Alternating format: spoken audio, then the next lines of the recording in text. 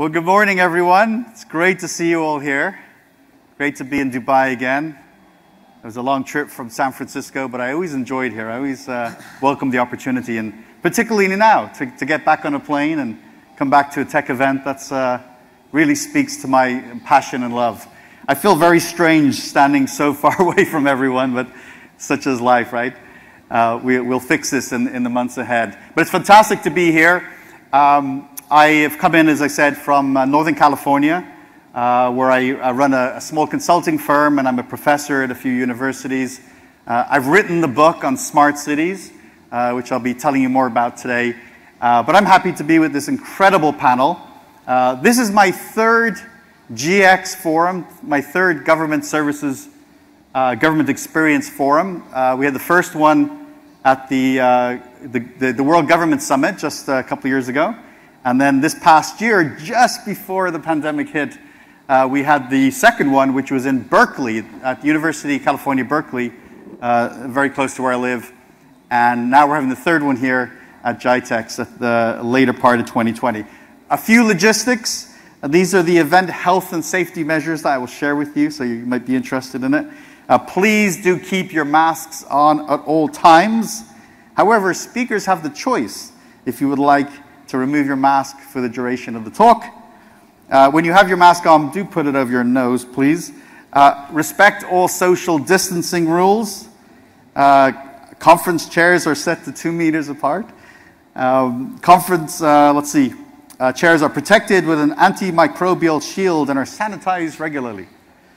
I'm reading from a script here. The standing microphone for audience is fitted with filters for any Q&A. You don't need to touch the microphone when you ask a question. Just speak loudly and don't get closer than 10 centimeters.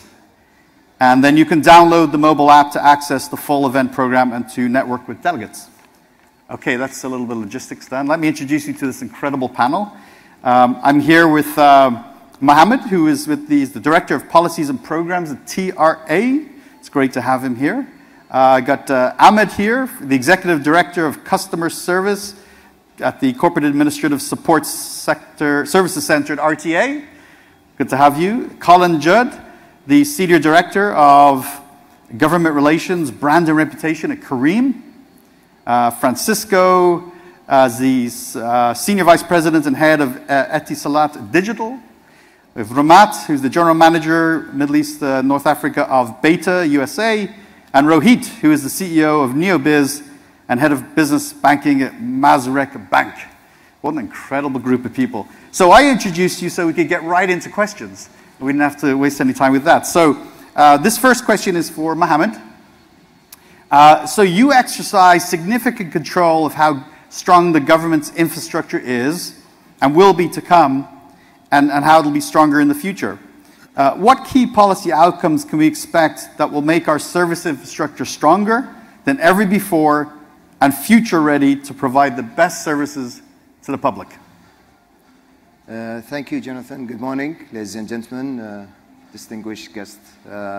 First of all, let me just express how happy I am with to be here in GITEX with you and to break the barriers of fears to combat COVID-19. Right. I think to start with, I believe this 2020 is an interesting year to all of us. And COVID-19 actually taught us a lot. Let us made the way how we think. We reprioritize a lot of things. Actually, COVID-19 in many cases wasn't part even of any risk assessment radars in many organizations. So it is actually an interesting year.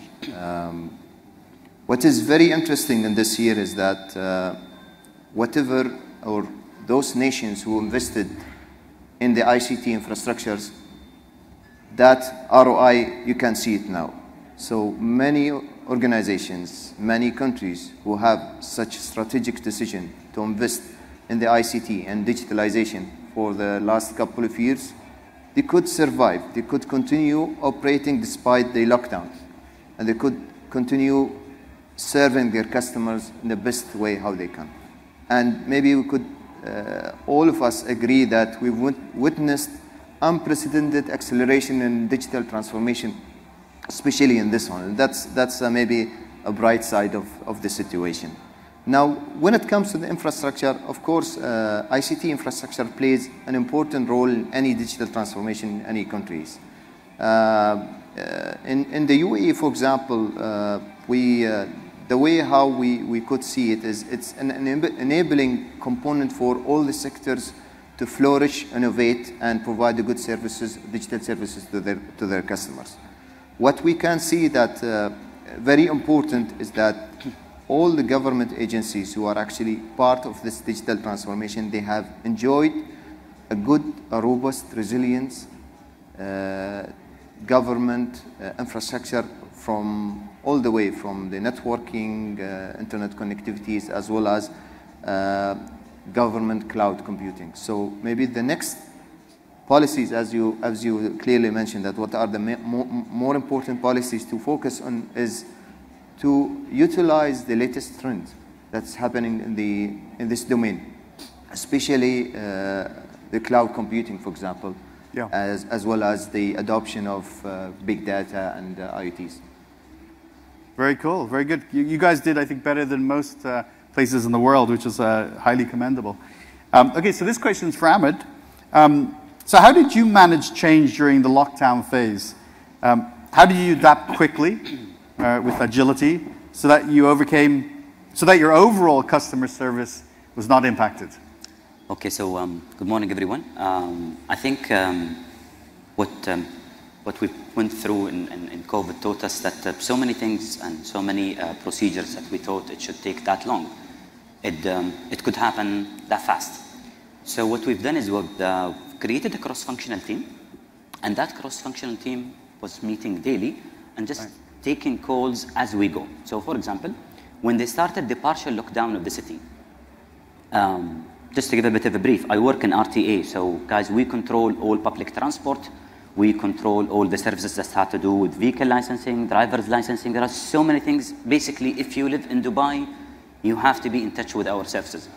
So as the partial lockdown started, and as things were started to go in a different direction, some of the routes were closed, for example, for public transport. Okay, this should be immediately reflected on our smart channels, on our classic channels like the call center. So we were having a special team, or special kind of tactical force that were doing changes as we go immediately. Yeah. So, and they were given the authority, and we were just changing them as we go. Some of the rules were changed. For example, we've changed a full policy that has to do with vehicle licensing, that you need to test the car. We've changed that in one day, and we've changed that business rule, reflected that in all our channels, mainly the digital channel. When we went to the full lockdown and all the centers were closed, again, we were up there and we maintained to keep the adoption of our digital channels to more than 90%. And we've also managed to keep their happiness and satisfaction, which we measure through the happiness meter, more than 91%. So we felt that, okay, we were doing the right thing and we were doing it fast enough, and it had the right impact on customers. So this is just a quick example of how things were managed during those rough days. The main lesson here is that we said that, okay, if we've managed to do that during COVID, we have to continue and maintain, keep on doing that even in the normal days, not take that long for each and every change that we want to do. Yeah, that speed to adjust, that agility really served you well. You're really prepared for it. Now, it's notable that you're sitting beside Colin, who's with Uber, and he's also in the mobility space, so it's great to see you guys collaborating and working on things together. This question's for you now, Colin. Mobility has been at the forefront, and you adapted quickly during the crisis. But how are you thinking about now and going forward? And how are you going to, what are you going to try to achieve for your customers over the next few months? That's a great question, Jonathan. We're so early in our journey, and there's so much that technology can unlock for people across the region. And a couple of months ago, we launched our super app.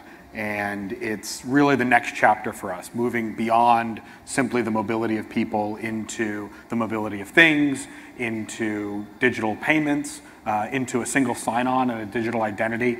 And to give you a little preview of what'll happen in Q1, we're going to start to see the realization of that vision. And what that's going to look like in Q1 is the first tenant coming onto our super app.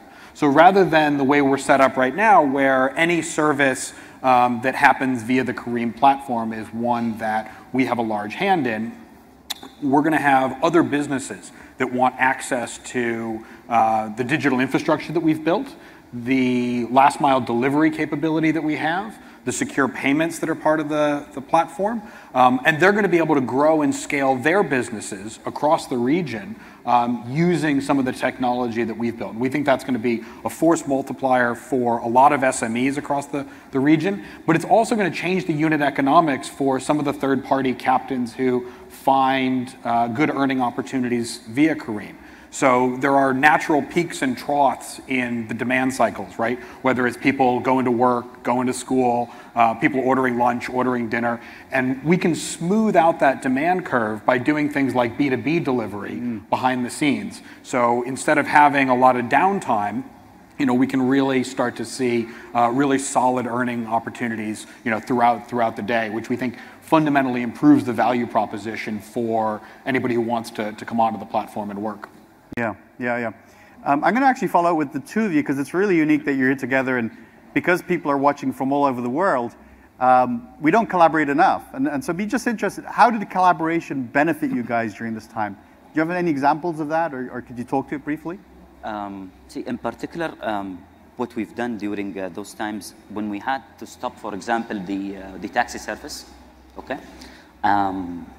We've utilized the same fleet in coordination with the companies that work with us closely to do the taxi services, to do the delivery within the city.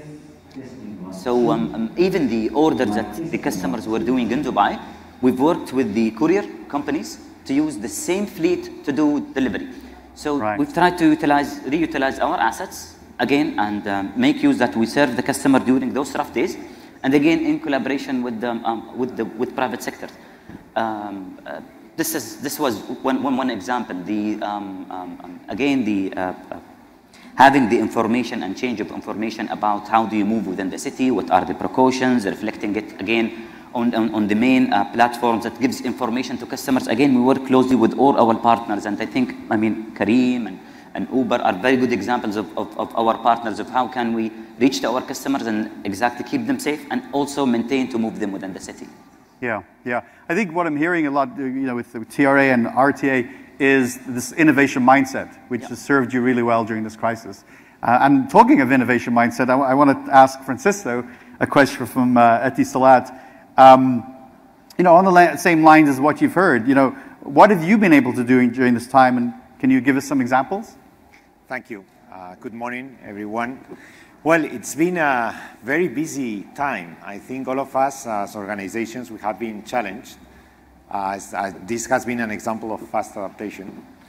But I would say we have been very busy supporting our customers. First of all, as a telco, doing, of course, speed upgrades, because everyone, just was moved remotely. So from that angle, we have been supporting them. Also, trying to have some tools that, one example is even if, of course, we are supporting all of our partners, teams, and so on, we have, on parallel, launched our Cloud Talk collaboration tool, also approved by the TRA, because some of the government authorities, for them, was important, data residency, and so on. But beyond the telco, it's been a very, very busy moment for cloud, everything related to cloud IT and cloud adoption. I think all of us, we have realized that being in the cloud is more resilient than having our IT in-house.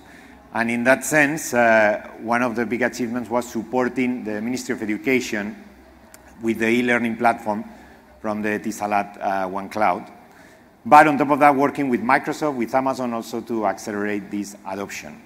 But then if you move to the cloud, if you access remotely, then you are more exposed to cyber attacks. And also our subsidiary HelpAG, with them, we have been securing the remote access for our customers. The number of attacks in some domains has rocketed. For example, the carding fraud has increased 400% in the first 6 months compared to last year.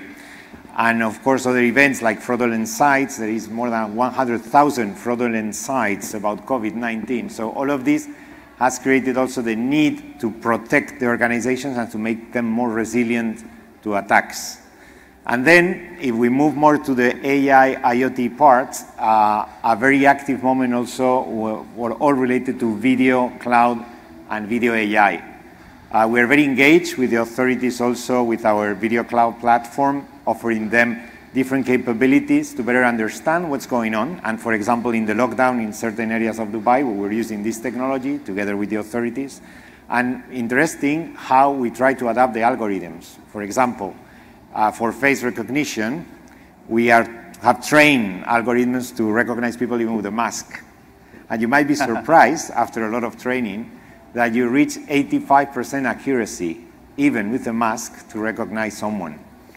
So just the bad guys don't believe that just because we have a mask, we cannot be identified. But also, video cloud AI is working for beyond the security authorities, for malls. We have connected this to thermal cameras, so you can process also information about social distancing in some spaces. One of the things we are trying to measure in our booth in Etisalat here is putting cameras and also measure these social distancing. By the way, I have to say we are not very good at it, because it's quite crowded. But this is another example of how this technology can support working camps. So all of this is really happening. In the more other spaces, the connected worker space, trace and track, also putting devices to understand how the workers are behaving and trying to measure some important parameters. Finally, some industries have tried to adapt and to implement things that were here from before, but now because of the COVID, adoption has accelerated. An example is telemedicine. We have been working with some clients, one of them is American Hospital, to launch the first true telemedicine, because you can do, of course, consultancy using Teams, but really, really integrated with the health information system of the hospital and with an interface that is devoted to have all the healthcare-related protocols. This has been implemented for the first time, and we really hope that this can accelerate further adoption. Sorry, just a few examples. We have others, but I believe it's true. We are suffering, of course, like everybody, but at the same time, this is an opportunity to accelerate adoption and to take the good things that we were forced to adopt and to the future, okay? So yeah, great stuff. And I'm going to come back to you in a little while about some of the newer technologies you're using. But I think if we've learned anything, first of all, we realize that telecommunication networks are essential to life.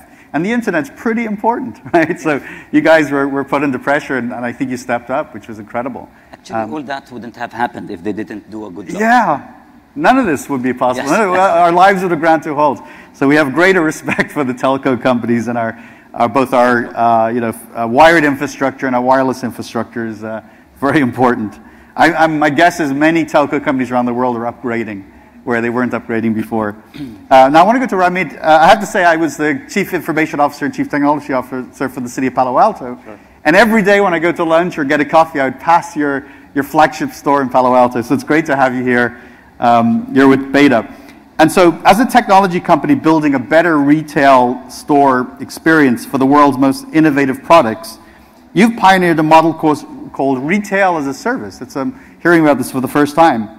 Do you think a government can apply your model in their service centers? And do please explain what Retail as a Service is from your perspective. Sure. Good morning. Thank you very much. Firstly, I'm very excited to be here. It's, I share the same excitement, not just because there's team panel, but also meeting folks in person. The last 3 days I've been super excited and charged up in GITEX, so thank you to everyone who's made it happen.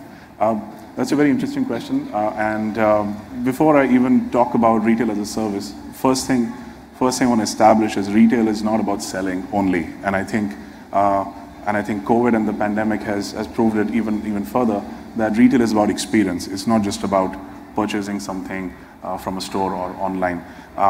Retail as a service, on the other hand, what it does is a platform where you take your traditional operations, whether it's vendor management, product management, analytics, measuring, ROI, everything in one unified process, and deliver that experience to the consumer, and more importantly, also to the internal stakeholders and the external stakeholders. One very important element also is measurement of that experience. And I think unless you have a central system like the one we have at Beta, and we pioneered it. If you don't have that, you would not be able to take it from the first step when a consumer walks into the store till the time they transact into a meaningful, let's say, process. So coming to your question now, if you realize I mentioned two words. One was measuring, and one was analytics. Now, the way Beta is set up, and please, I welcome everyone to visit us. We're in the Dubai Mall. So yeah, Palo Alto was the first store, and now we're in the Dubai Mall as well. Every product is considered a placement, and next to each product there is a display tab next to it. And the store is equipped with retail Next cameras, which are really high-tech cameras. What they do is each time you pass the product, they count it as an impression, like you see in online. And you spend more than 5 seconds on it, it's considered discovery. And then if you use the product and try the product, then it's a demo. And then the cycle of purchase, transact, inventory. All of this is transmitted real time to a brand sitting in Texas, and they can see not just the sales, but they can see the entire journey of transaction from the moment someone walks into the store. Coming to government services, I definitely feel, and especially talking about service centers, I definitely feel that you can map an experience and analytics. So if I were to take a very simple layman example, if you walk into a service center and there is a particular service that needs to be communicated, firstly, everything can be uploaded on a platform that transmits real time to different display pieces, which is straightforward. Now imagine me as a consumer walking into a service center. I will get a bit of demo on my own in terms of information and flow, and then someone might help me, which will be considered a demo.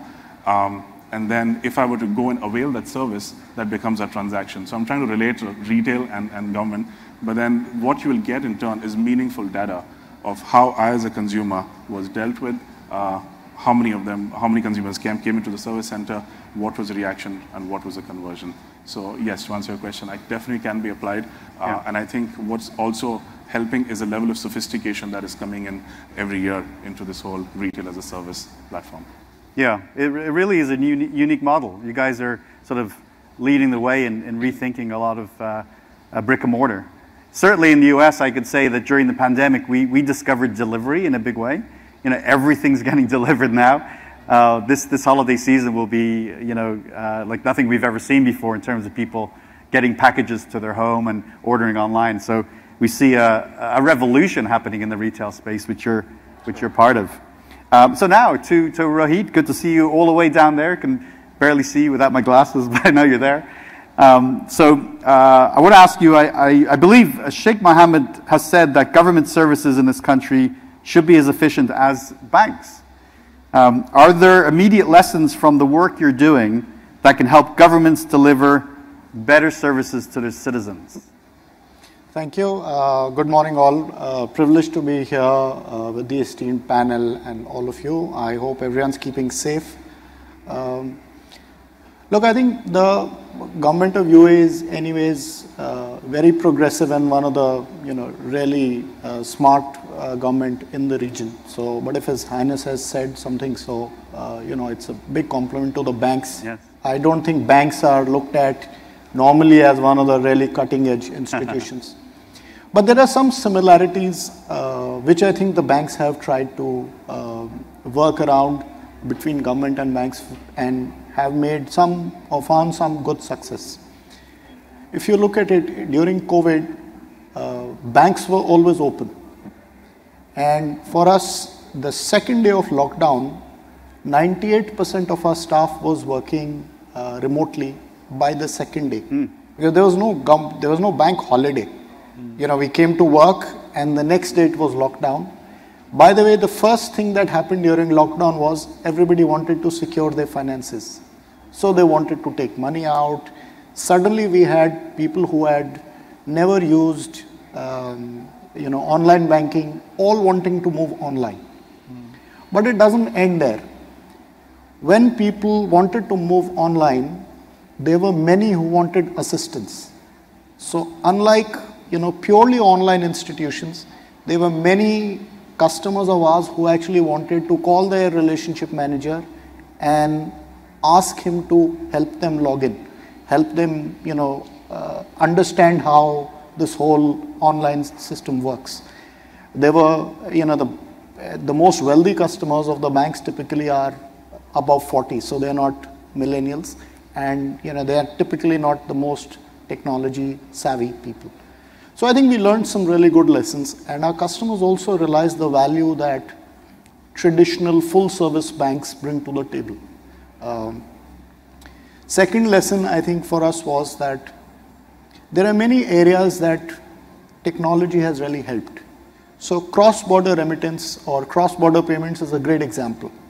People were able to remit money to their parents, their children, family members, etc., from the comfort of their home without ever having to step out. Now I just want to take you back 5 years and think, how was money being sent cross-border? It was only when these innovations started happening through banks that this whole thing changed. And I think that's one area where government can really leapfrog in certain areas by doing a lot of collaboration. If you look at across the world in smart cities, Amsterdam, Singapore, typically innovation has happened by government sponsoring or incubating certain new innovative services. And as they gain scale, government has stepped in and made it mainstream. So I think if there's one thing that can work a lot better, I think it's collaboration. For banks which are full scale or full service, there is a lot of innovation happening, but it's happening in pockets. It's happening in pockets because it's through collaboration. No bank today can say I can be innovating as well as, let's say a fintech in money transfer, a fintech in loyalty, a fintech in, there are so many different areas. I think the customer experience is critical, and fintechs are doing it really well. Banks are able to now move to a model where collaboration is helping them go forward. And I think if government also adopts that in a major way, it will be a good success story. Yeah, great examples, great story. Clearly the pandemic has been a sort of a forcing feature, and it's forced us to collaborate in many ways. So we got to figure out how to extract that and apply it when there's no pandemic, right? And so we'll collaborate together. I'm going to come back to you now, Mohammed.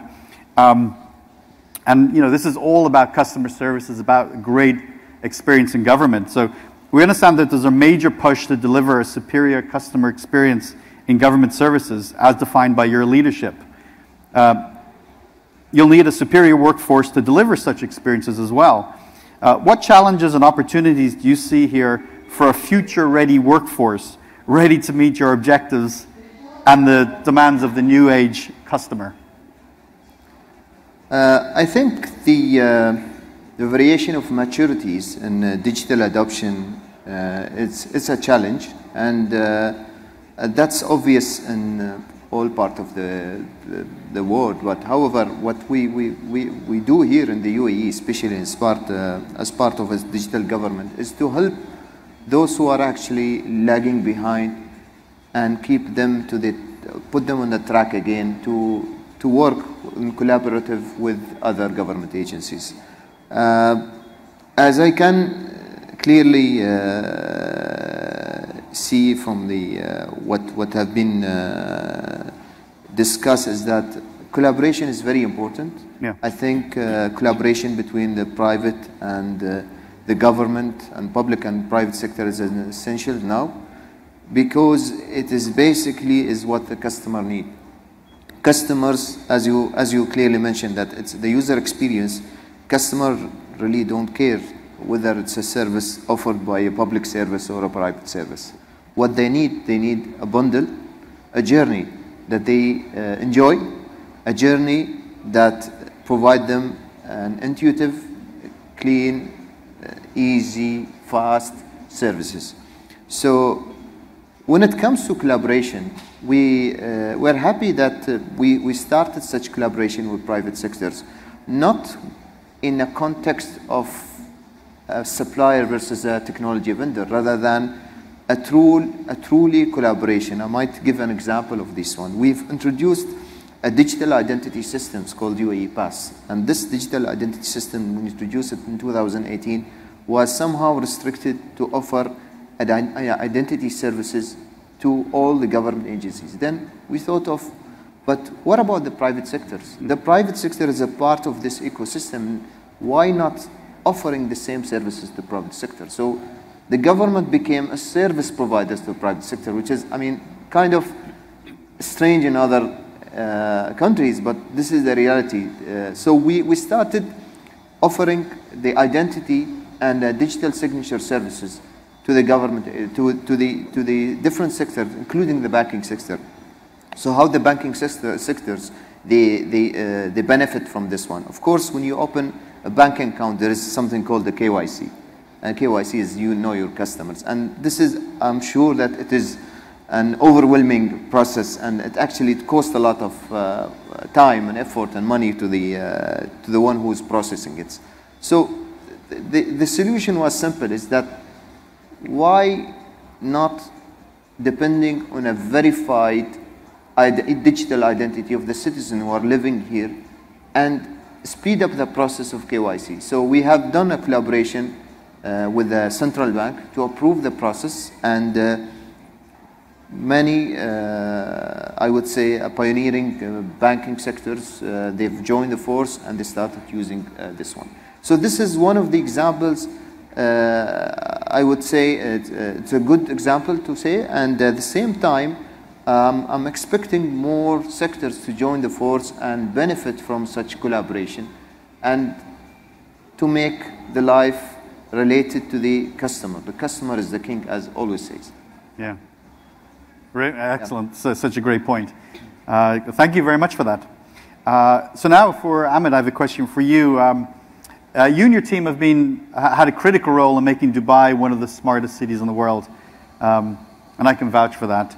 RTA keeps delivering big wins towards making its customers happy. How do you think you can keep doing this in the recovery stage of the pandemic in a changed world with new customer expectations? And you have a few examples to share as well. Okay.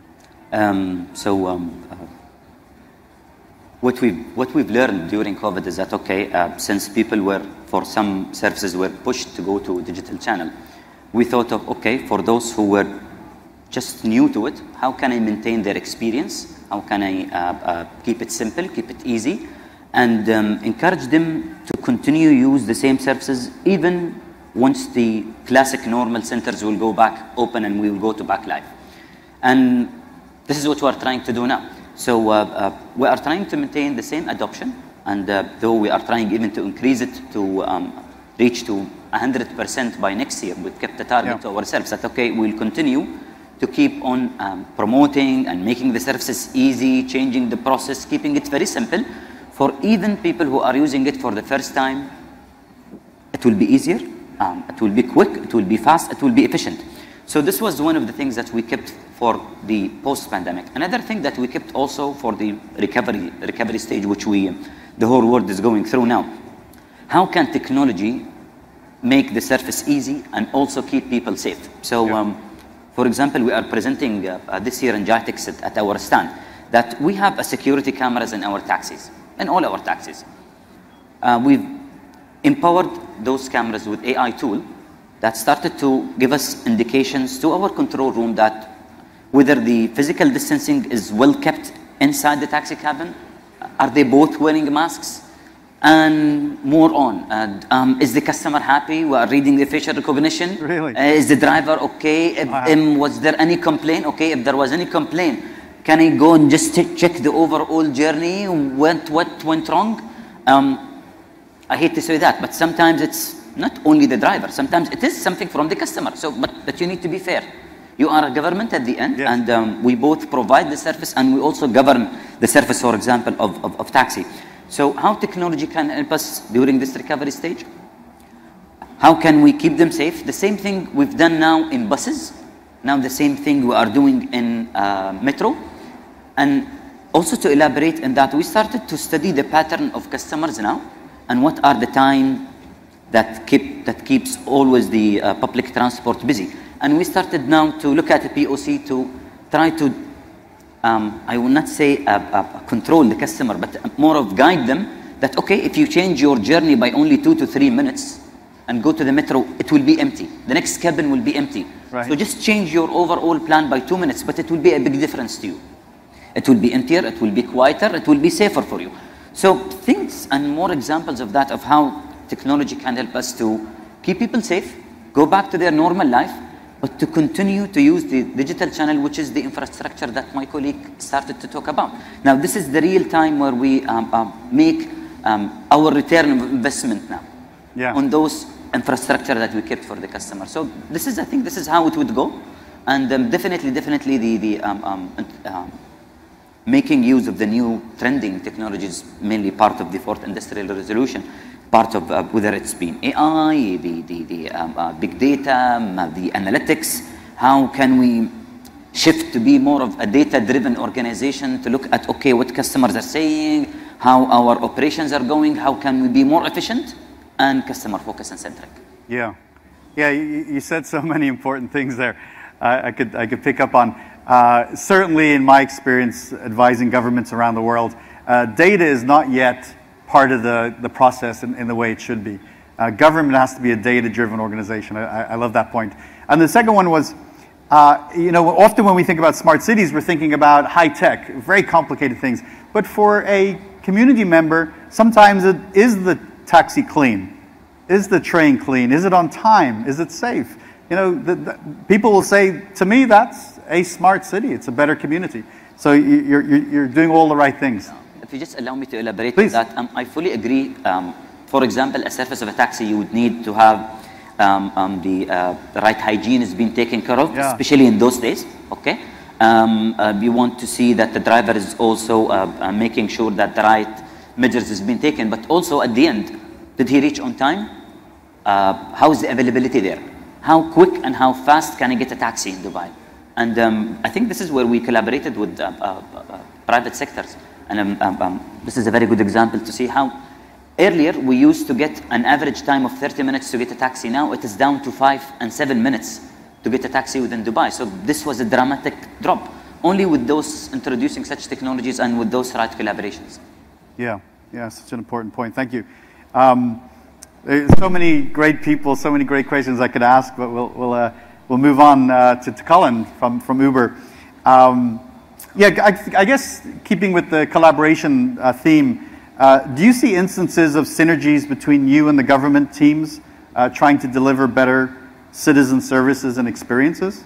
Yeah, absolutely. And when we think about customer service, we think about it kind of at 3 levels. First is what requires service. The second is what are those feedback mechanisms for us to gather input on where service is required. And then 3, what are our mechanisms to deliver it? And on that first one, it may sound obvious what requires customer service, right? I think there's this Jeff Bezos quote that everybody's obsessed with at the moment about in the old world, if something went wrong, your unhappy customer might tell 6 of his or her friends. In the new world, they'll tell 600 online. And that's very true, right? But how do you know when something went wrong, and what's the definition of wrong? And I think this is where we're quite lucky to have a partner in RTA as our primary regulator who shares our view that kind of good enough isn't good enough, right? And that just because a customer doesn't pick up the phone to our call center and say, hey, I had a bad experience, that doesn't mean they had a good experience. And it doesn't mean that actually customer care intervention isn't required. So we've got, by virtue of being a technology company, at our disposal a huge number of metrics. If we promised a 4-minute ETA, did the captain take 6 minutes to get there, right? Did the captain follow the GPS and take the most direct route? Or can we see that he or her deviated and actually took a longer route, right? And we have a quality engine that will proactively engage with our customers even when they don't engage with us. Right? And if we see that something's gone off the rails, even before they reach out and complain, which oftentimes they never will, at least not to us, they might to all their friends, we want to step in and we want to address that. And then the second piece is around not just understanding what quality looks like, what good enough looks like, but then also having a culture of feedback. Right? And I think this is something, again, where our corporate DNA is mirrored in the leadership here, in that it's okay to, in fact, it's expected that you'll point out things that aren't good enough. And I'll never forget my very first meeting with my now boss, although then not our CEO and co-founder. We got to the end of the meeting, and I'd never been one-on-one with him before, and he said to me, okay, you've been here a couple of weeks. What feedback do you have for me? Wow. And he was serious. Yeah. And it's now part of our routine is every time I do a monthly readout with him, he expects meaningful, substantive feedback on how he can improve.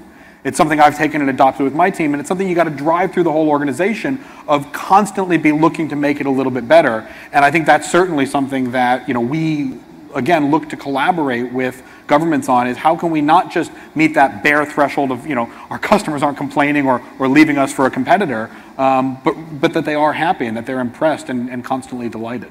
Yeah, so great, so great. I think I'm going to get a T-shirt with "Good enough is not good enough." Yeah, I love that line that you said. That was excellent. Really, really neat and admirable. The collaboration is very notable, and others could learn a lot from it, I think. Okay, Francisco, I want to get to this question because I'm a tech guy. I'm a computer science guy, so I want to hear about the tech, as I know these people do too. Many technologies such as AI, VR, 5G is the big one, and more are revolutionizing the business landscape in many industries. Which technology are you most excited about when you envisage the work governments can carry out delivering the most basic services to their populations? Okay. So, well, I mean, there are many of them. Of course. But I would say, and this is a country in which the government is always innovating, and I believe it's a good example of how government entities can better serve the citizens. But moving forward, I would say that in order to implement all of those technologies, there is one first move, which is the cloud readiness. So now hyperscalers are establishing themselves here. Microsoft opened their node, Amazon is in Bahrain, but they're coming and they're opening soon here also. Probably we'll see Google also very soon. Oracle, we announced the Oracle Cloud. So there are no more excuses. And why is this important? Because this is the foundation for all the applications and the technologies that are sitting on top. We will need an IT that can quickly scale up, that can serve and give ubiquitous services. So this is very, very important. Then to be cyber resilient, we need to be ready not only to protect, but also to react and to adopt policies that enable fast recovery. And then if we do all of this, then we are ready to become data-driven, as this has been said. And video and algorithms are going to be key. There is such an incredible amount of data. And as you said, it's not rocket science. Some of this data is structured data. It's waiting there for the right algorithm. So we need to be able to measure what's going on in our operations, in the customer front, to extract value from it. And that means that our organization needs to be ready to extract it. Now, if we do all of this with 5G, what 5G will enable is the access to these cloud stacks and this technology from everywhere. That means that this will really transform the services that we are providing as government entities, as organizations, and give access to those technologies everywhere we are, on the road, in a hospital, at home. That means that we will have access with low latency, with the right prioritization, with the right processing, because this is a fundamental change also on the telco providers, because our edge, the access to the network, will become a mini data center, a mini cloud processor. That means giving the power to those algorithms to run and to reach everywhere. So I would say 5G will happen, but it's a combination of all the elements that I've said, and definitely driven by AI. As an organization, it's not that AI will replace us. It's been said yesterday that what will happen is that the organizations that are using AI and the people that are using AI are going to replace the organizations that are not using AI or the people that are not augmented by AI. So I think this is, I would say, this, if the government is ticking all those boxes, I think it has a good, promising future and be able to deliver better services. Very, very good. So 5G is a really big deal all over the world. It's really started to explode in the US. With the new Apple phone has sort of created a bit of a driver. I have to ask you, since you're here, what can governments do to better facilitate the rollout of 5G? What would be one or two pieces of advice you might give? Well, first, to adopt the policies to increase and accelerate adoption, because 5G is a big investment, and if we deploy all the 5G, but then, for example, the right regulations to govern all the algorithm-driven processes that is going to be there, is not there, you know. So I think removing barriers, it's important. Of course, ensuring competition. That's another. I'm coming from a telco. I can tell you that we encourage also this to happen, especially at the service level. And I think this is the key, because then services will come, technology will be there, but technology is not the main problem. The main problem usually is organizations and people and policies. So focusing on those things, I think, is the key part. Thank you. Thank you. Good advice. I hope cities and leaders around the world heard your advice. That was very, very good. Back to Remit now. So you see and experience the best of innovation every day. In fact, experience has been has substantial meaning at Beta. What are you doing as you rethink retail for a post-COVID world? That's a great question. But do you mind if I just jump on to Francesco's question please a little bit, because I'm extremely passionate about the topic. And so my previous job, I was with HTC and had the privilege of launching virtual reality in the UAE, and not just the hardware, but also the platform and the ecosystem of content. And I completely concur and agree with everything that he said. And I just want to add on from a hardware standpoint. I think a lot of folks think that, oh, AI is the future, or AR is the future, or mixed reality, or virtual reality in gaming is the future. But I think it's a convergence of all of this coming in together from a hardware standpoint. And with 5G and cloud computing coming in, I think everything is going to become smaller, you know, pretty much. And I remember back in the day, we used to believe that in the future, it'll just become a pair of glasses. In the future, maybe contact lenses, you know, 10, 12, 15 years from now. So I think that's one of the things I wanted to talk about. And secondly, I think there has to be meaningful technology. A lot of people think we want to introduce technology just for the sake of it. But I think there has to be a reason, there has to be a problem you want to solve to introduce that. Sorry, I couldn't hold myself. Sure, no, it's great. Thank you. But talking about experience, and I think, and last couple of days we've spoken about it in a couple of other panels as well. I like to term this future experience as, from a retail consumption standpoint, as mastering the O2O, the online to offline, offline to online. I think we've been, as an industry, we've been talking about e-com, and we've been talking about digital, we've been talking about online transactions, offline. I don't think it's either or. I don't think they're individual words or platforms anymore. I think there's a convergence. So if you talk about experience, what we need to do, and I can talk from an example of Beta, if we talk about the analytics and the in-person experience that one can only today experience in a store. You know, it's very difficult to replicate the in-person experience online. And then the visual merchandising aspect of it, the fact of holding and feeling a product. I think what we are trying to do in the phase one is how can we take that experience online, on digital, in terms of clienteling, and in terms of giving the right information, access to tools, so if in case someone can't visit the store, but there should be a very natural progression into a virtual appointment of sorts. And I think a lot of this was inspired because of COVID. Being completely honest, we didn't even have e-com as a plan this year. But you know, we had to immediately engage that and come out and deliver. But this phase two of this experience has to be cross-platform. A user can't be experiencing one thing offline and the other thing online and something else on a pure play e-commerce. I think there has to be a consistency and a cross-platform integration of experience. And I think a lot of it will be delivered with AI, and we've spoken about AI. I think some few basic questions or queries can be answered by AI and chatbots and virtual assistants and so on and so forth. But then I feel there will also be that other layer of digital experience, talking about virtual conferencing, which I'm sure all of us in this room and in this entire conference have done multiple times in the last few months. But then the in-person experience will never go. I strongly believe that we as human beings, I mean, there's a reason why we all are here, you know, where we could have done this virtually. So I think a combination of all three, cross-platform, is something I believe is the future of experience and consumption. Yeah, it's great points. I mean, I think still today we think of different channels for different things. You know, it's like you go way back and it's like, write a letter for this or make a phone call for this.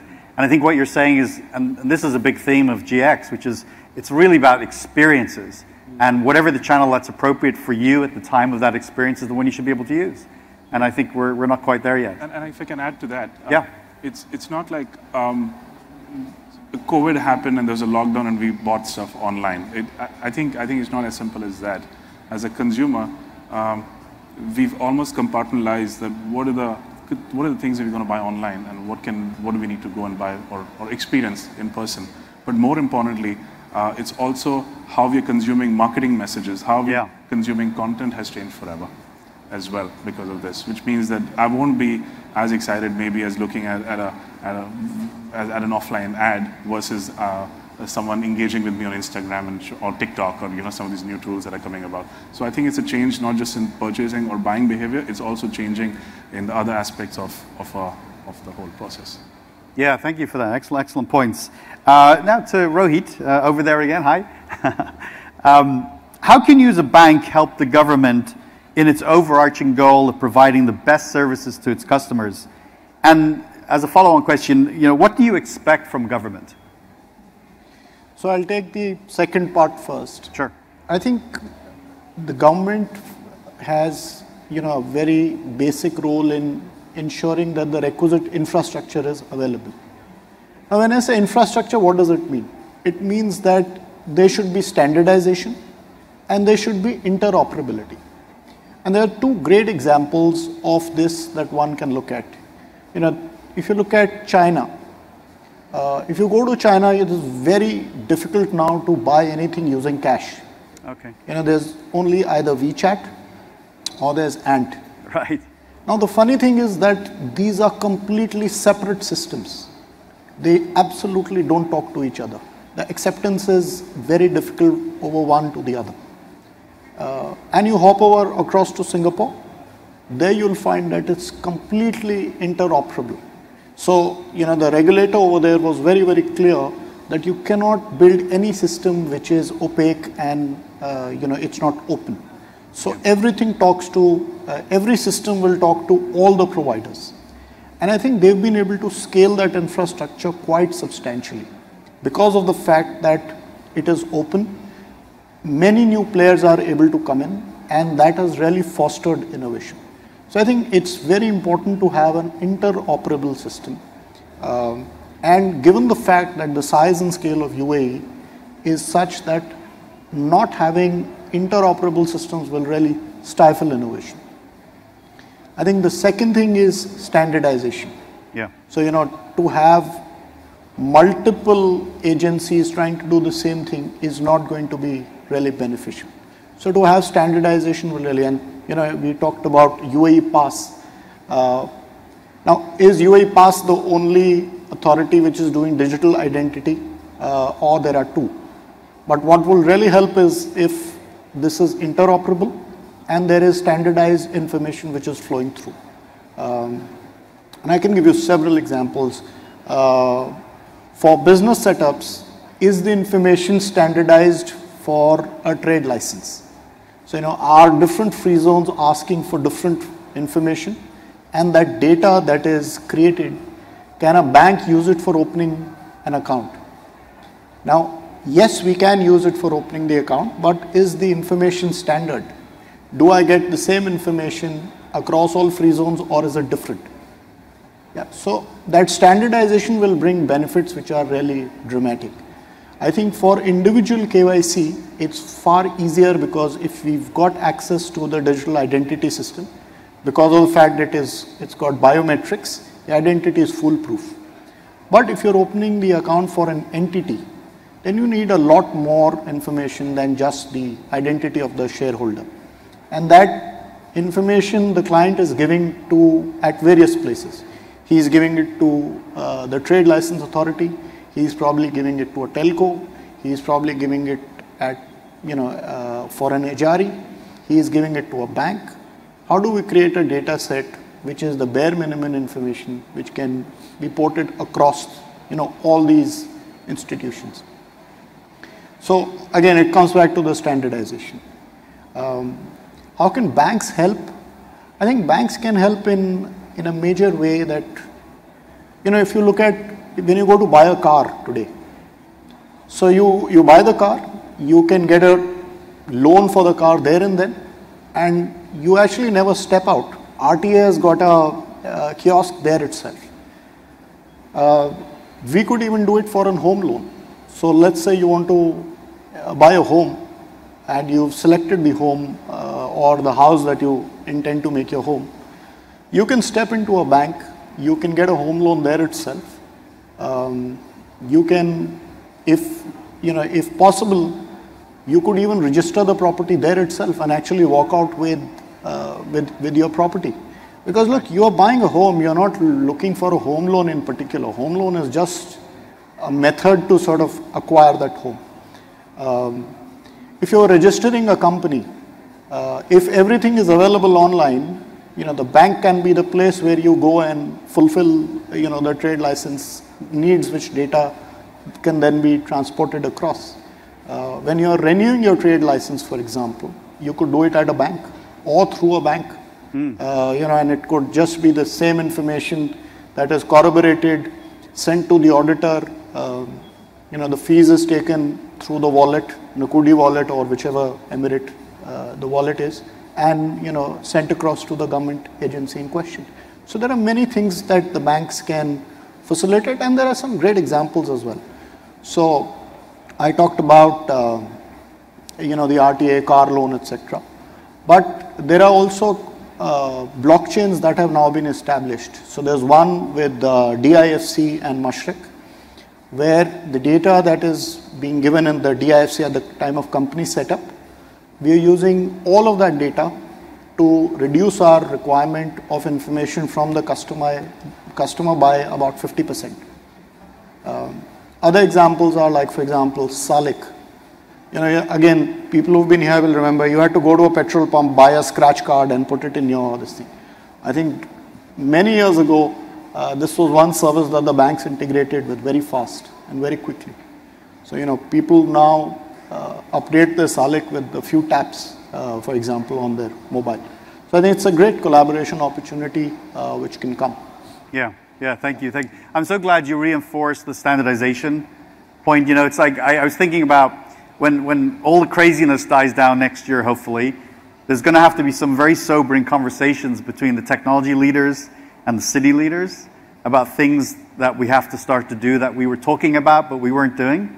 I think standardization is one, data-driven decision-making is another, collaboration between departments is another. So some really amazing insights here.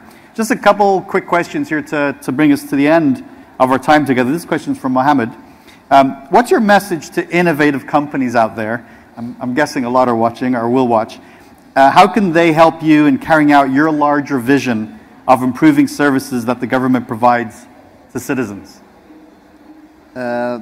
If you allow me, just before answering the question, I've just enjoyed the discussion which has started from Ahmed all the way to Mike. When it comes to the trending technologies that we need to focus on. If you allow me, Francisco, I would like also to suggest adding a layer which I believe is very important when it comes to the domain of technology, which is the API ecosystems.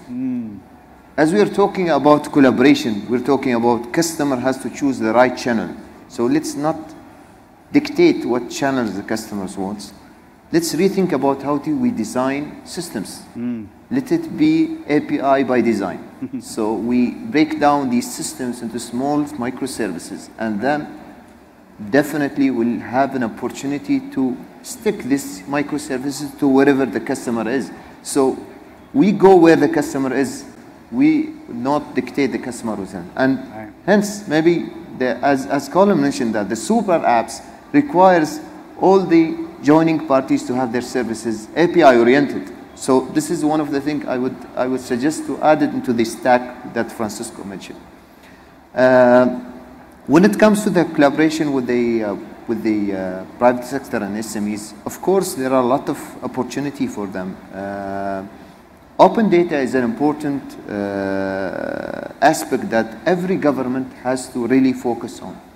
Providing data which is accurate, comprehensive. The frequency of data should be respected. So innovators can depend on these data to come up with really innovative services. In the country, the UAE, of course, we've taken open data seriously, and we actually jumped the ladder. And when it comes to the competition, we've ranked around 16th. We were around 50th, so we are 16th. So that's a good news. I've seen the open data will open opportunities for private and public sectors to come up with a good innovation. And I don't feel shy when I'm saying that open data has to be also sustainable. It means that it can be monetized. Why not? If really it gives a value that can be monetized, why not? As long as it serves the purpose, makes the life of people easier, so why not? So this is one of the things. The second thing that I would also suggest to the innovators and startups is to look at what are the pain points customers suffering, and trying to come up with a real solution that cater to solve this one in a very innovative way. The old days when vendors comes and introduce a technology for the sake of technology, as my colleague mentioned, is no more there. I mean, I believe that the customers or the people in the government or the private sectors are mature. They do understand that there are plenty of technologies out there in the market. However, what they need a really technology plus a real use case that actually cater to solve a piece of the puzzle and integrated with other, I would say, services that complete the cycle of the customer's journey. So this is in general my suggestion to the SMEs and entrepreneurs. Great, thank you. And thanks for raising the API ecosystem. That was such a great point. We've been having so much fun together. Our time has now come to an end. Some of you have to run away real quick here. So we're going to do a little exercise, which has become a tradition for the GX Forum. A lot of us are happy to see 2020 go, right? We're looking forward to 2021. What would it be 2 words you would share that would describe your hope for 2021? So you just get 2 words, and I'm going to go in reverse now. I'll start with Rohit. What would be the 2 words you use for 2021? Health and prosperity. Health and prosperity. Very nice, very nice. Yes, sir. Ramit. Humanity and progression. Humanity and progression. I love it. Francisco? I will take 2 words and make a big hug, which is what we need after that. So I would say hugs. Hugs. Yes, we miss hugs big time. That's a lovely one. Thank you. Colin? Say recover but reimagine. Let's not go back to the way it was. Let's reimagine it. So let's recover, but let's reimagine it for the future. Oh, I love that. Recover and then reimagine. Sweet. Very, very nice. Ahmed? I would say safe and smart. Safe and smart. Good. And finally, Mohammed? Make the new norm the norm. The new norm, the norm. Yeah. Very nice. Well, again, you guys have been absolutely amazing. It's been my privilege to be with you today. I wish we had a few more hours. We don't. But again, thank you very much for being part of this GX Forum, the 3rd we've had. I look forward to having more conversations with you in the future. Thank you so much again. Thank you. Thank you. Thank you.